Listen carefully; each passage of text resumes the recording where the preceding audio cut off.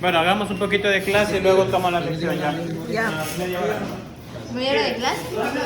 De ahí toma la lección y la práctica, hay que hacer muchas cosas. Ah, ya. ¿Qué tema? El antibiograma que tienen que hacer, si tienen trabajo listo. ¿De qué? ¿Pero de la serie anaeróbica o de la de esta? Ah, de la anaeróbica. Ya. A ver, verán, todo lo que es enterobacterias, verán, escuchen acá, todo lo que es enterobacterias son las principales agentes causadoras de las ETAs, ¿ya? ¿Qué era una ETA? Enfermedad transmitida por alimentos. Acuérdense que, ¿dónde se produce la contaminación? Miren, la contaminación de toda esta carne. ¿Dónde se produce? Principalmente, ¿dónde se produce la contaminación? En el faenamiento. ¿En qué? Pues, faenamiento, ¿saben lo que es faenar? Sí. Tamales, Ajá. en los tamales. ¿Ya? Cuando no hay buenas prácticas de bioseguridad, ¿ya? Antiguamente la carne aquí en Machala se la arrastraba por el suelo. No sé si alguna de ustedes fueron a un camal. Hoy en día todos los procesos de faenamiento ya han sido mejorados. Han mejorado a full. ¿Ya? Recuerden que la carne, ¿cómo se faena? Bajo el sistema de una suspensión aérea, por rieles. Ajá. Suspensión aérea. Entonces, acuérdense algo, Escherichia coli es la principal contaminante, es el principal representante de contaminación fecal. Es el principal. ¿Ya? Porque si ustedes hacen un análisis cuantitativo de las cantidades de bacterias que hay en las heces, ¿cuál es la más representante? Escherichia coli. Porque es la bacteria que se reproduce aparte con mayor velocidad, ¿no es cierto? ¿Ya? Entonces miren, aquí viene un concepto claro, que son coliformes totales y hay coliformes termotolerantes, ¿ya?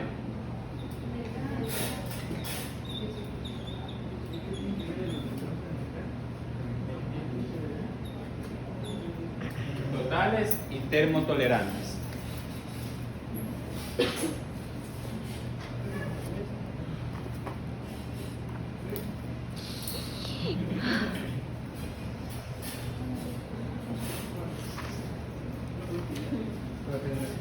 Va. ¿Qué significa coliformes totales? Miren, la palabra coli, ¿de qué viene? Escherichia De coli. Escherichia coli. Ya. Lo que pasa es que los coliformes totales, miren, aquí encontramos a la E. coli, a la Klebsiella, a Citrobacter y a Serratia, perdón, Enterobacter.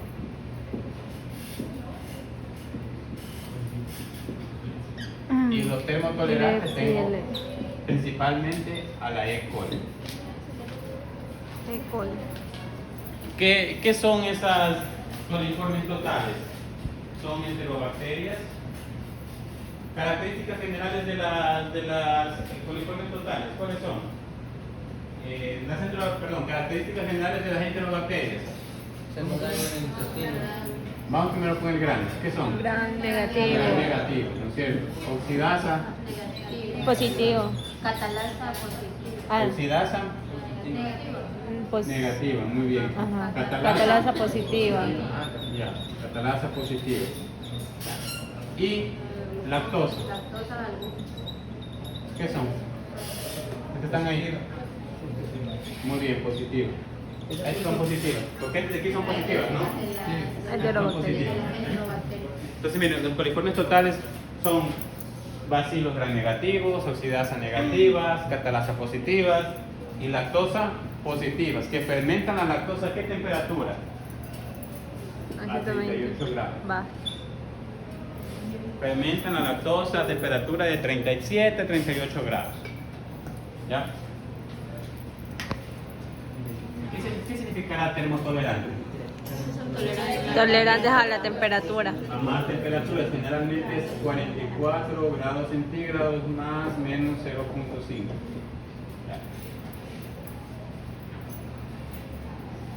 Como yo les había hablado, dentro de las masas fecales, la mayor representante, ¿quién es?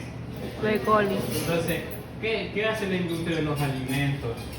Cuando yo quiero medir el nivel de contaminación del agua, escuchen acá, quiero medir el nivel de contaminación del agua, ¿qué busco primero?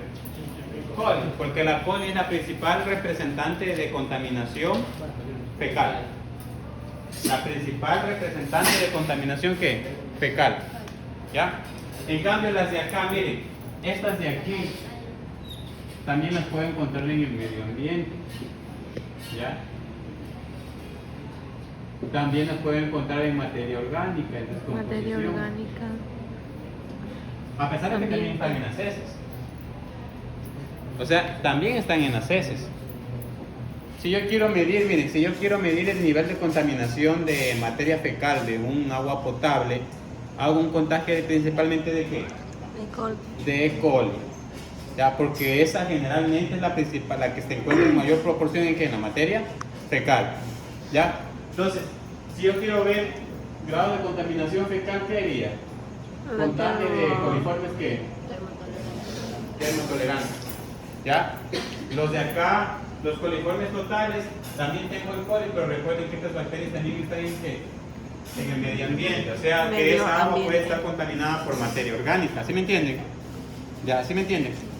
Pueden estar contaminadas por materia orgánica. En cambio, cuando hago con mis coliformes termotolerantes, yo encuentro E. coli, significa que esa agua probablemente está contaminada de ¿qué? De heces. De heces, ¿ya? Bueno.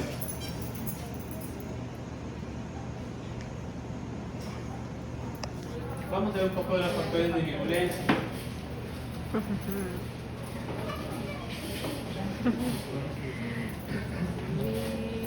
Primero, ustedes ya saben que son bacterias gram negativas, ¿no es cierto?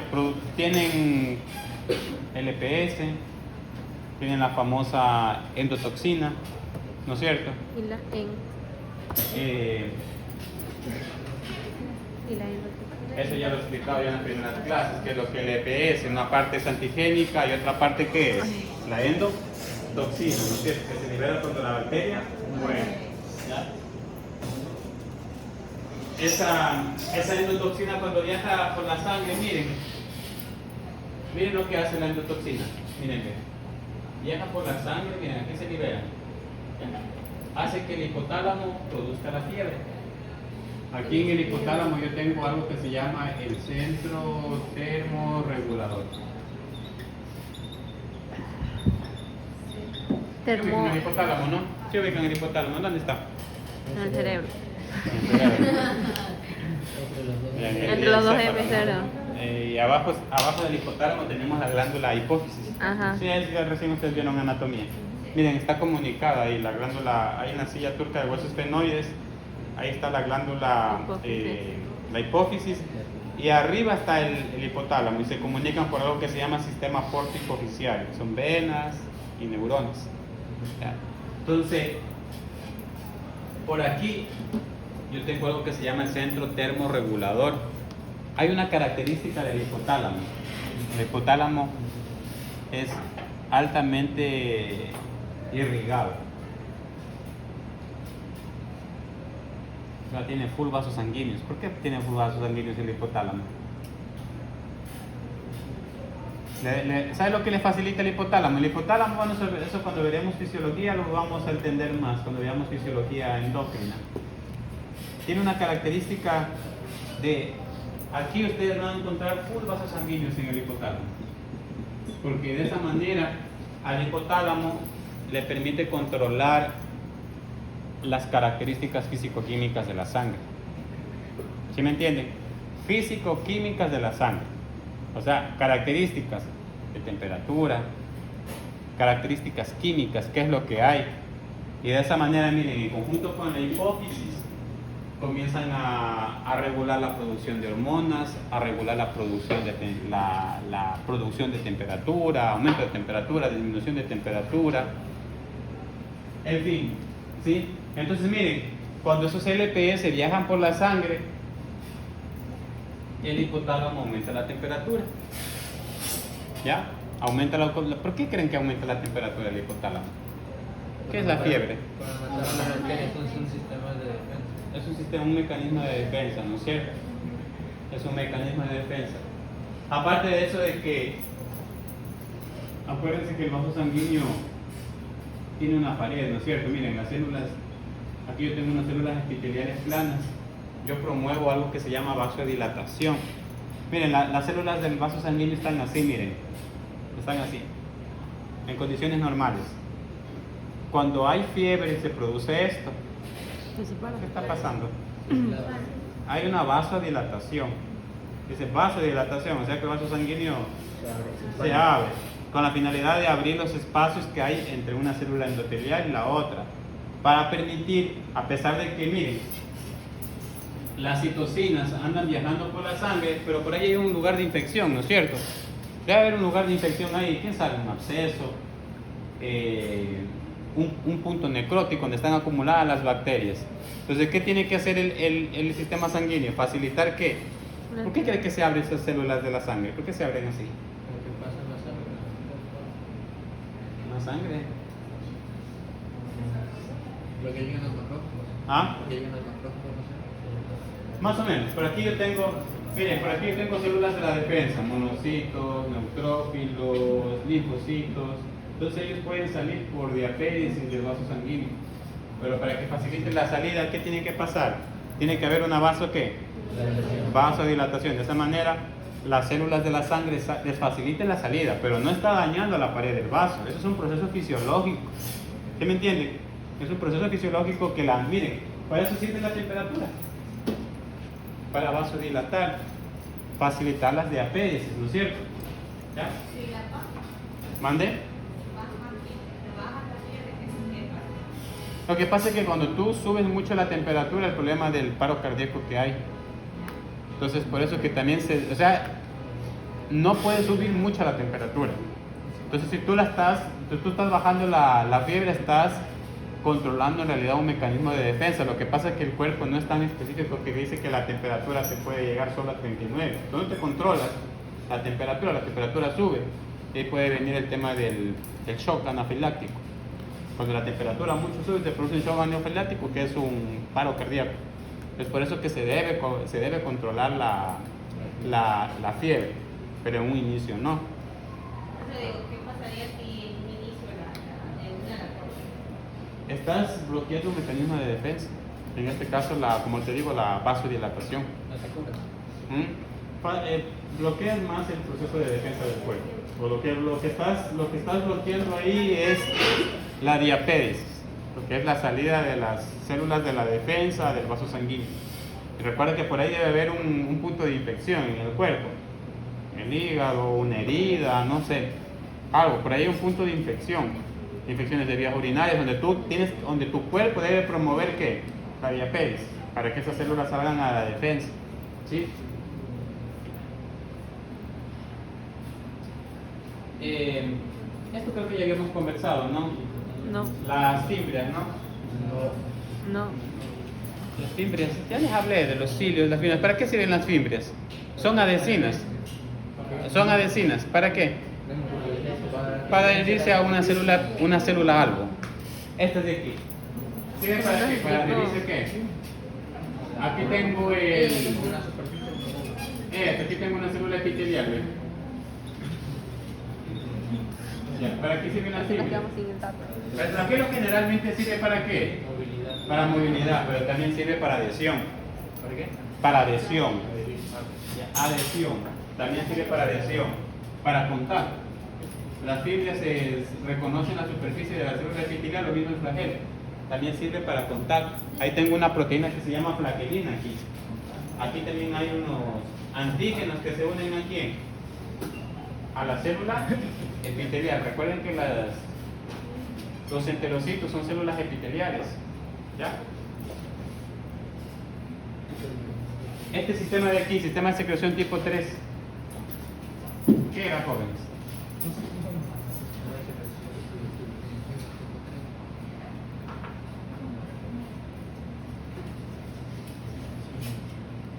Miren, aquí yo tengo una célula epitelial. Ya vamos a ver cuando veamos mecanismos de patogenicidad de Escherichia coli. Ya. Hagan de cuenta que esta tiene flagelo, ¿ya? Miren, a veces la célula utiliza el flagelo como punto de anclaje y luego expresa las fibras. Miren, primero reconoce el flagelo y luego expresa las fibras. ¿Las fibras qué son? Adhesinas. ¿Y para qué sirven esas? Para adhesión, para contacto. ¿Ya? Ahora, miren, ella quiere introducir aquí, esta es la célula algo. ¿Ya? Les pongo un ejemplo, la célula epitelial del intestino, el enterocito. ¿Ya? Ella quiere introducir una toxina a esa célula. ¿Cómo lo puede hacer? ¿A través de qué? Del sistema de secreción de enzimas, principalmente tipo 3. Cuando escuchen eso, asocien eso como una jeringa. Miren, la célula expresa unas proteínas en forma de jeringa y aquí ¿qué está introduciendo? La toxina. Pero antes de introducir la toxina y antes de expresar el sistema de secreción tipo 3, ¿qué tiene que pasar con ella? Tiene que producirse la adherencia o la adhesión. ¿Sí me entienden? Eso es un sistema de secreción tipo 3 para inyectar las diferentes toxinas que la célula produce. La bacteria produce, para inyectarlas ¿en dónde? En la célula algo. ¿Sí entiende qué es célula algo, no es cierto? Algo. ¿Sí entiende qué es? O punto blanco. Es la célula donde la bacteria se va a adherir y se va a instalar. ¿No es cierto? ¿Ya?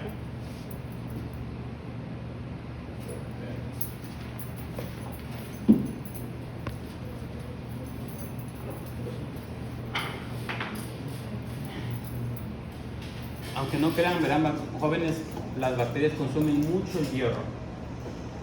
Las bacterias pueden producir también anemia. Los parásitos también producen anemia. Las bacterias también producen. ¿Ya? Sin embargo, miren, el hierro que está en la sangre está en esta forma de aquí.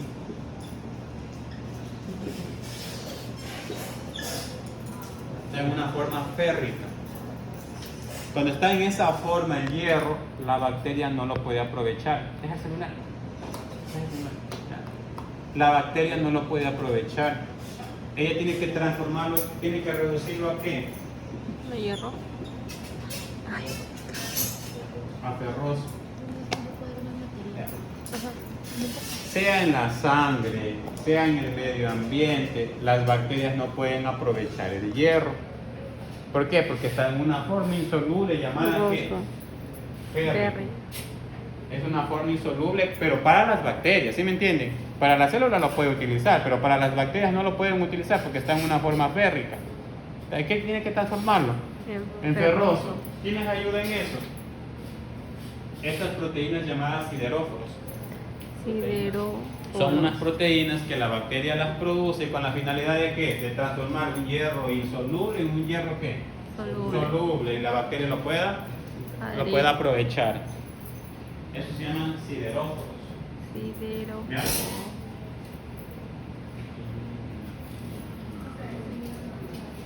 Transformar el hierro insoluble a hierro soluble.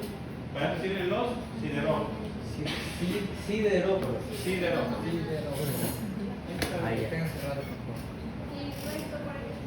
¿Ah? Ansiosa. Son proteínas. ¿Qué hacen esas proteínas? La bacteria la produce con la finalidad de transformar el hierro insoluble en hierro soluble. Ahora miren, este de aquí es aerobactina. Es un tipo de sideróforo. ¿Para qué sirve ese tipo de sideróforo? Miren, ese tipo de sideróforo aprovecha el hierro en aquellos ambientes pobres de hierro. No sé si me entienden. Hay ambientes en los cuales son muy pobres en hierro. Un caso de eso es las vías urinarias. Las vías urinarias. Las vías urinarias son ambientes pobres en hierro. Entonces, ¿qué hace la bacteria? En esos ambientes pobres en hierro expresan un tipo de sideróforo que se llama ¿qué? Bactina. Aerobactina. ¿Para qué sirve? De la misma manera, transformar el hierro insoluble en hierro Soluble. soluble. Hay un montón de tipos de sideróforos. Hay un montón. Estos son los más importantes, ¿no? Esto de aquí, ¿para qué creen que sirve? Para la Hemolicina. sangre, ¿Ah? para tratar el hierro de la Ustedes ya saben que por un lado, miren, ellos pueden producir una anemia ferropénica. Anemia ferropénica. Las anemias se clasifican, ya lo verán después en la materia que corresponde. No sé cuál es. ¿Aquí? Anemia ferropénica, miren. Anemia ferropénica. ¿Qué significa? Lo que pasa es que la médula ósea para producir sus glóbulos rojos, su hemoglobina, ¿de qué requiere? De hierro. Y cuando yo estoy en una septicemia, estoy en una infección, las bacterias, ¿de qué se están alimentando? Lo mismo pasa con los parásitos. Los parásitos también se alimentan de hierro. Entonces, cuando ustedes mandan a hacer un análisis de un paciente que está pasando una infección, se van a dar cuenta que también hay anemias ferropénicas. ¿Ya? Que por la baja cantidad de hierro que el cuerpo tiene, la médula ósea no está produciendo ¿qué? Glóbulos rojos, ¿no es cierto? ¿Ya? Y eso se llama anemia ferropénica. Entonces, pero sin embargo, miren, también pueden producir una anemia por baja cantidad de Glucosa. Glucósulos. ¿Qué? Miren, aquí los glóbulos rojos, puede ser que la médula ósea los produzca, pero dentro del glóbulo, en los glóbulos rojos tiene que tener un contenido de... ¿Quién transporta el oxígeno dentro del glóbulo rojo? La hemoglobina, exacto. La hemoglobina es la proteína del glóbulo rojo que está transportando el oxígeno y el CO2, ¿ya? Pero esa hemoglobina está formada por hierro, ¿ya? Eso deben de haber visto en química, no vieron en química. La parte hemo, la parte hemoglobina, tienen que leerla. Bueno, entonces miren, el glóbulo rojo tiene una cantidad de hemoglobina, pero ¿qué pasa cuando hay baja cantidad? O sea, puede ser que, un ejemplo, en el caso del perro tenga 1 millón de glóbulos rojos. Si mi cuerpo tiene baja cantidad de hierro, mi médula ósea, quién sabe, los produce al millón de glóbulos rojos. Pero yo también tengo que tener una determinada cantidad de hemoglobina. ¿Por qué? Por glóbulo rojo. Porque la hemoglobina es la que se encarga de llevar oxígeno y se encarga de llevar ¿qué? CO2. Y como la médula ósea no tiene hierro, entonces va a producir glóbulos rojos, pero con menos cantidad de ¿qué? De hemoglobina. Eso no es anemia, eso. No es anemia, pero tipo ferropénica. La anemia ferropénica sería cuando se producen glóbulos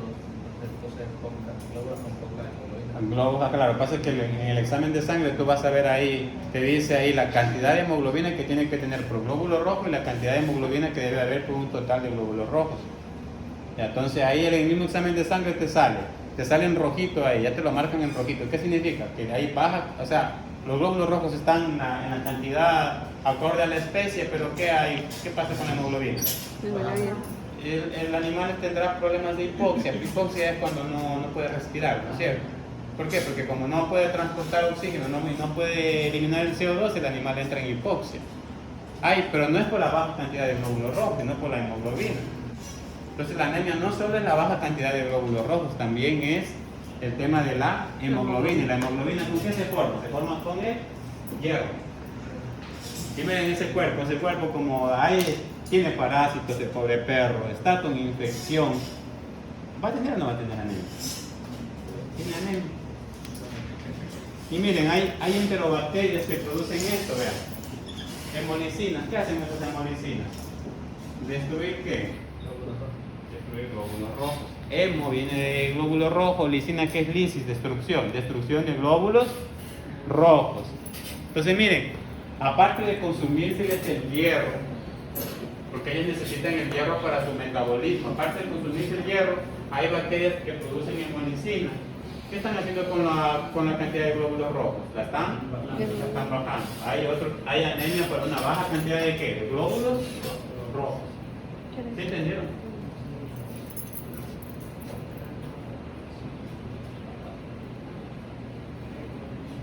vamos a ver algo ya. Quiero mandarle primero la salmonela. De ahí vemos todo lo que es pruebas bioquímicas. Tenemos rapidito salmonela, tenemos la evaluación y de ahí continuamos con la clase. ¿Aquí no va a ser la evaluación?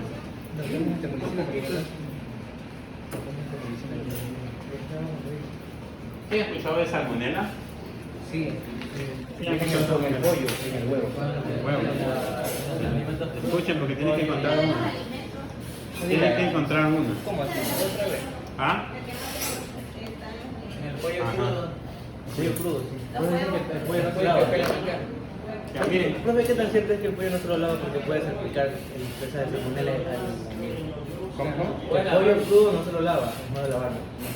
Ujú. Para evitar que la bacteria de la salmonela se esparza por la Es cocina. que no solo es la salmonela, también está la campylobacter.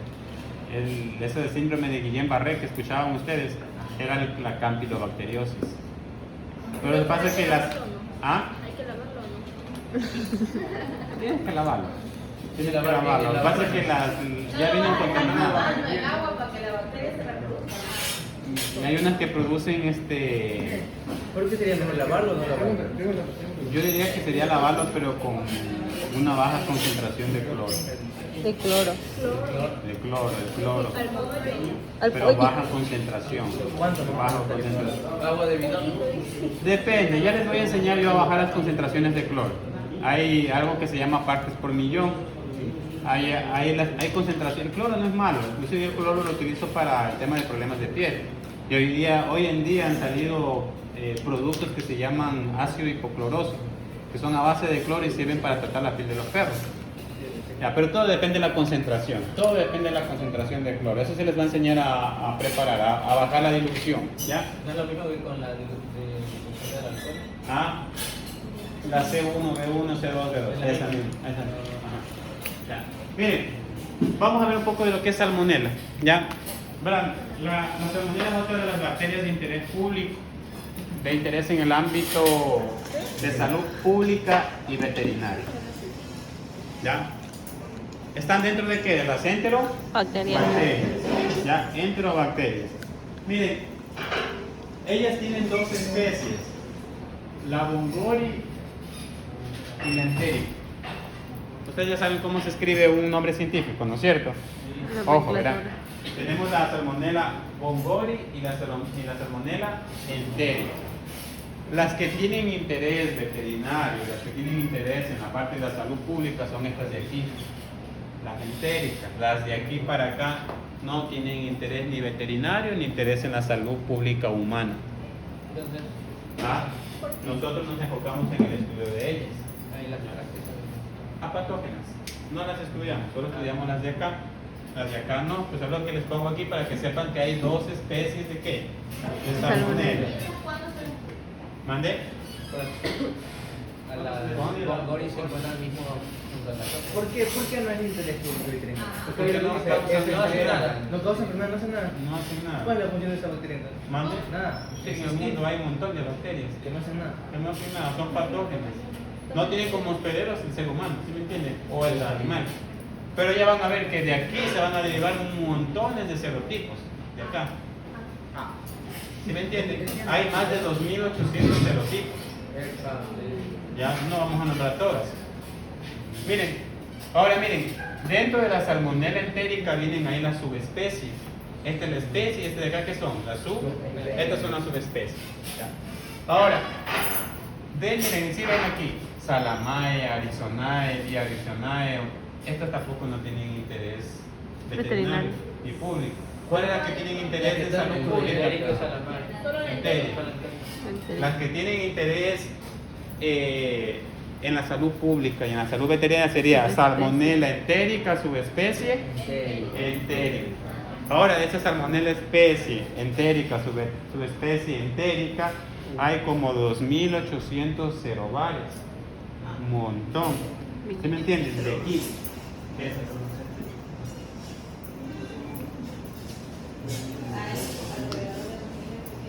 ¿Cuántas hay alrededor de cuántas? 2.800, hay hartísimas. No todas son patógenas, hay unas que sí son patógenas. Ya vamos a ver. Miren, aquí están los serotipos, ven. No sé que no copié la otra. Ah, No me copié la anterior. Por favor, pasa la diapositiva. Cuando le pasen las copas, Si le digo toda la clase consecutiva, no pasa. no pasa. El que no. Se me olvida. Déjala copiar la otra. Pero para que si no hay aquí mucho. Pero la dejo para que se vea una y Alison no le voy a presentar. Ya les voy a pasar ya. Para que no pase tiempo. Hay que parar la otra. Miren, jóvenes. Estos son los serotipos de salmonela. ¿Ya? Aquí hay un error. ¿Ya? Los serotipos no se escriben en forma de nombre científico. ¿No? Miren, es mayúscula. ¿Ya? Y no van en nombre científico, no van en cursiva, perdón. ¿Ya? Solo los que van en cursiva, ¿quiénes son? El nombre de la especie y de la subespecie. Ojo, ¿ya? Miren, un ejemplo, si yo quiero escribir un ejemplo, salmonella entérica, subespecie entérica, ¿qué coloco aquí? Entérica en cursiva, ¿no es cierto? Ya, pero de aquí ya ¿qué viene? El serotipo, ¿no es cierto? O la línea, el serobar, ¿ya? Este de aquí, un ejemplo, tifi.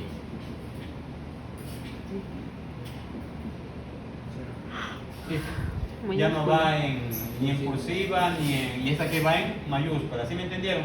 El nombre del celobar no se acoge a las reglas de la nomenclatura científica. ¿Sí me entendieron? Ya.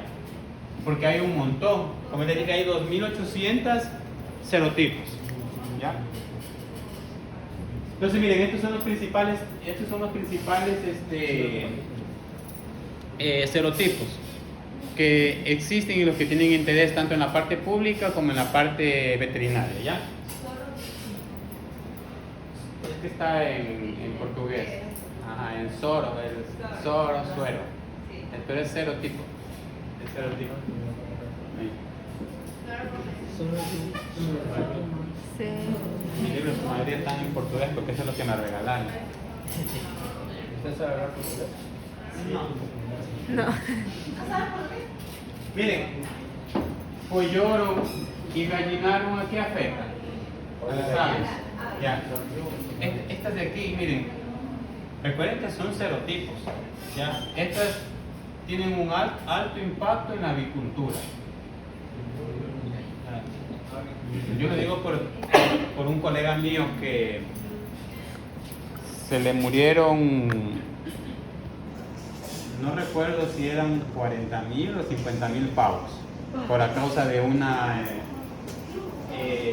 afectación de la salmonella pollorum en gallinarum en la empresa que él trabajaba. Cuando matan.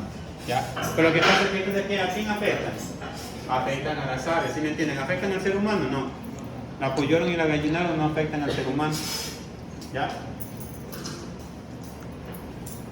Miren, esta de aquí, esta afecta a cualquier vertebrado de sangre caliente. Enteritis. La enteritis, sí.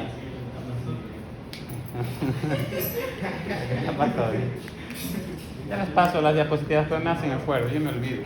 ¿Ya? Miren, estas afectan, estas son de aquí. Hay una que se llama, miren, paratífica. Para Y tipi. Y tipi. estas afectan exclusivamente a quién? Como hombre. Estas afectan al hombre. Miren, el animal lo puede tener, pero cuando llega al hombre, ¿qué pasa? El hombre se enferma. Ellas son las que producen, miren, estas dos de aquí son las que producen la fiebre. No sé si han escuchado de la fiebre tifoidea. Sí. Son estos dos serotipos de qué? De salmonela. Son estos dos serotipos de salmonela. ¿Ya? Esta afecta al... Esta afecta al cerdo, ¿no? Esta de aquí al bovino. Pero en caso de cerdos, en caso de bovinos, donde realmente toma mayor importancia el caso de la salmonelosis es en el humano y es en las aves. es en el humano y es en las aves. Es donde hay mayor casos de mortandad. ¿Ya? Les cuento algo, verán. Las salmonelas son patógenos intracelulares. ¿Qué significa eso? Intracelulares. Ahí tiene salmonela ahí en ese suelo.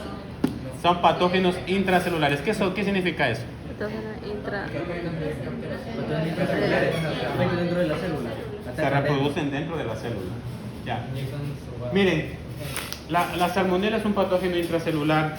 Acuérdense algo, las ricketsias, los micoplasmas, las listerias, ya poco a poco vamos a ir viendo todas esas bacterias.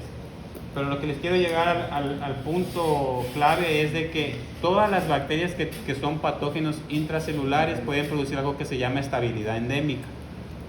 ¿Se ha escuchado tal vez ese término? Estabilidad endémica.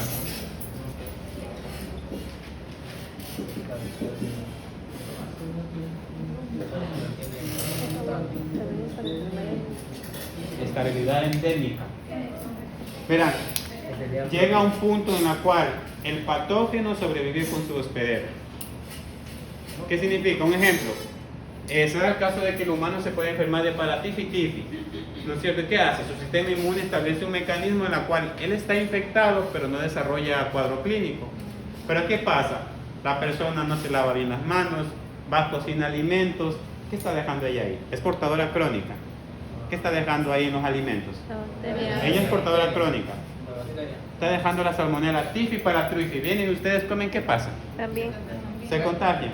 Eso pasa con muchos patógenos que son intracelulares. Pueden entrar a un proceso que se llama estabilidad endémica. Es decir, el patógeno, en este caso la salmonela, que estoy poniendo el ejemplo, y el humano conviven sin desarrollar enfermedad.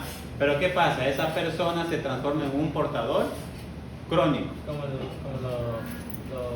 sintomáticos del COVID. Eso, sintomático del COVID. Miren, aquí hay una señora.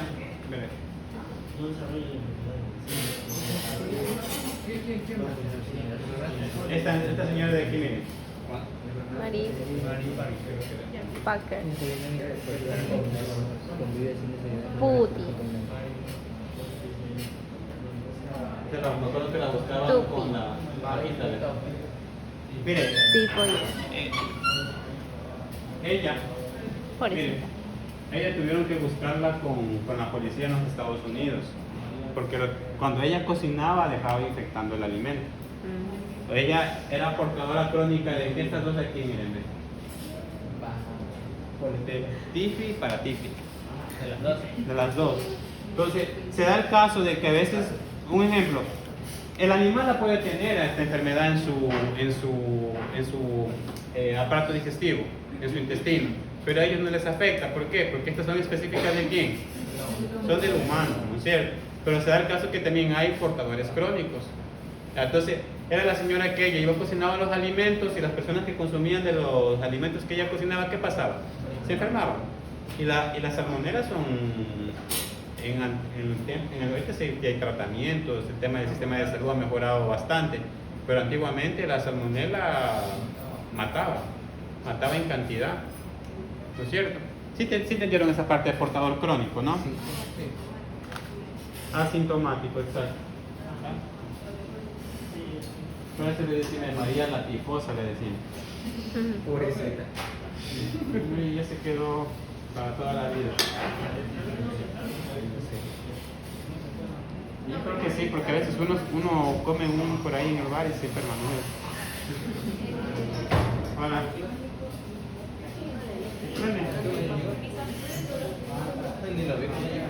¿Qué pasó, hija?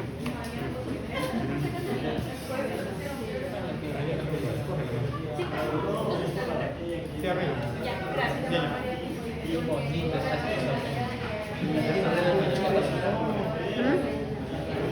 Uy. Pero ella contaminada, pero sabía que era demasiada red, no sabía. No era culpa de ella porque ella estaba en un término de estabilidad endémica. Ah, pero o sea, ella no sabía. Ah, ¿Sí? ¿No sabía? No sabía. sí, no sé. Porque dijo que la buscaban, o sea que andaba oscura. Es que ya ¿Quién sabe primero que asustó pensando que la buscaban a la mamá como envenenamiento? Porque cocinó para 20 personas y se murieron. Ahí se murieron. No, hija, acá, en la refri pequeña. ¿Qué vas a mandar vacuna? La comida de la muerte. Ay, sí, hay que vacunar. ¿Me grabo yo? A ver, verán. Ya vi. No, abajo que se escucha. A mí. Verán. La salmonella, al igual que la Escherichia coli, son otros de los agentes patógenos que forman parte de las setas.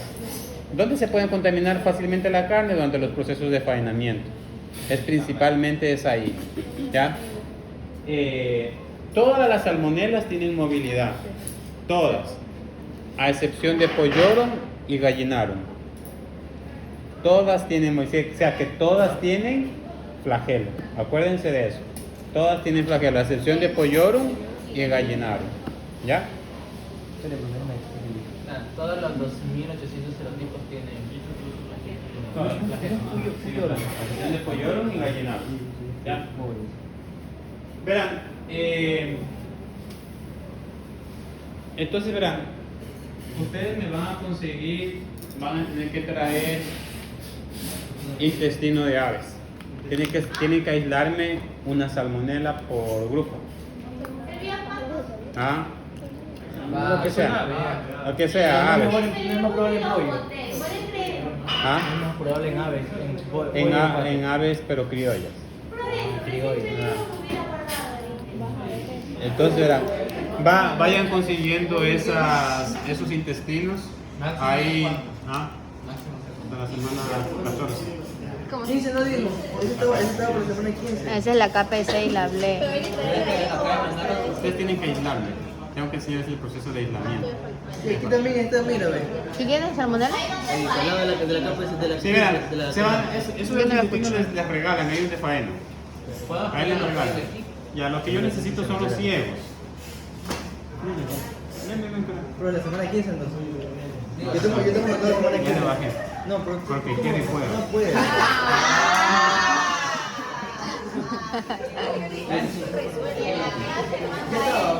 Por aquí a la derecha. Sí, eso es. No sería eso. Porque quiere y puede, ¿sí ves? Profe dice que le debe. Ahora voy a poner la tercera. La tercera. La tercera ya pasó, la 13. Ah, no, profe, La 14. ¿Qué quiere ver?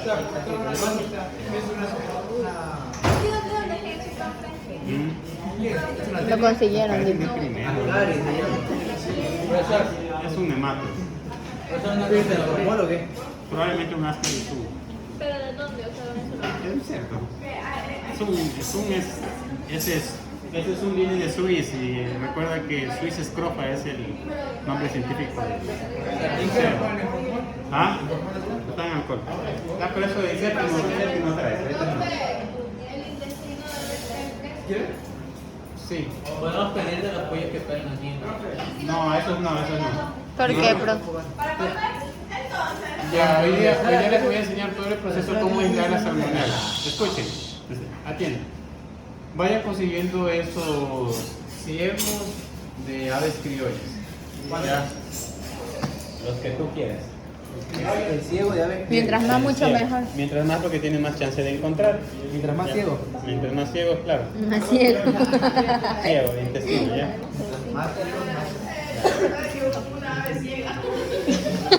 Y está listo. Ya, entonces miren, vayan congelándolos, no pasa nada. Ah, ya. Los congelan y los tienen ahí congelados mientras van acumulando. Ya, pero no traigan de las aves broiler porque ahí no hay. Donde más tenemos chance de encontrar es en las aves criollas. Ahora, nosotros no vamos a diagnosticar serotipos, nosotros vamos a diagnosticar salmonela. Ahí podemos encontrar el bongorio o el entérico.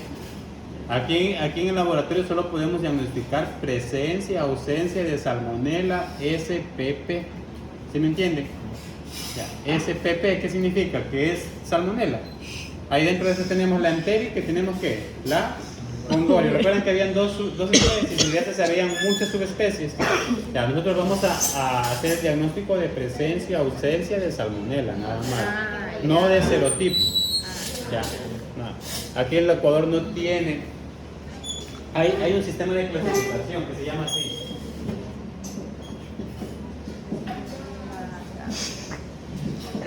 Muy parecido al manual de Bergey, miren. Muy parecido al manual de Bergey. ¿De qué trata este manual de aquí? Miren. Este de aquí trata de la clasificación antigénica de las salmonelas. Eso que si me permite, que ese manual o ese proceso de Kaufman, ¿qué me permite determinar? ¿Serotipos de qué? De salmonela. Serotipos de salmonela. Ya. ¿Preguntas, muchachos? ¿Puedo repetir lo de animal? ¿Mandé? Vamos aquí. 13. 12. Sigan preguntando, les voy a mandar. ¿Puedo repetir lo del manual de Kaufman? Profesor, ¿Qué hora es? profesor, ¿puedo repetir lo del manual de Kaufman? Para determinar Una y media. Digo, manual de clasificación antigénica de salmonela. claro, los tipos, serotipos. 16. La 14 digo, ya quedan. 14 creo. No, sí. Para que sí. Ah, ya. Vamos a hacer un receso de 10 minutos.